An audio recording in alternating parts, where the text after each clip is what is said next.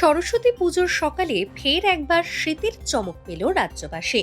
22শে জানুয়ারি বৃহস্পতিবার কলকাতার সর্বনিম্ন তাপমাত্রা ছিল 15 ডিগ্রি সেলসিয়াস। 23শে জানুয়ারি কলকাতার সর্বনিম্ন তাপমাত্রা 14.5 ডিগ্রি সেলসিয়াস। আবহাওয়া দপ্তর জানিয়েছে, তবে এই ঠান্ডা দীর্ঘস্থায়ী নয়। আবার 25শে জানুয়ারি রবিবার থেকে ধীরে ধীরে বাড়বে সর্বনিম্ন তাপমাত্রা, যদিও 27শে জানুয়ারির পর আবার এক দফা কমতে পারে তাপমাত্রা। দক্ষিণবঙ্গের সর্বনিম্ন তাপমাত্রা থাকবে 14 থেকে 16 ডিগ্রি সেলসিয়াসের মধ্যে। পশ্চিমের জেলাগুলিতে সর্বনিম্ন তাপমাত্রা নামতে পারে 11 থেকে 14 ডিগ্রির ঘরে। উত্তরবঙ্গেও আপাতত ঘন কুয়াশার সতর্কবার্তা নেই। আগামী 5 দিনে সর্বনিম্ন তাপমাত্রায় বড় কোনো পরিবর্তনের ইঙ্গিত নেই। দার্জিলিং সহ পার্বত্য এলাকায় সর্বনিম্ন তাপমাত্রা থাকবে 3 থেকে 5 ডিগ্রি সেলসিয়াসের মধ্যে।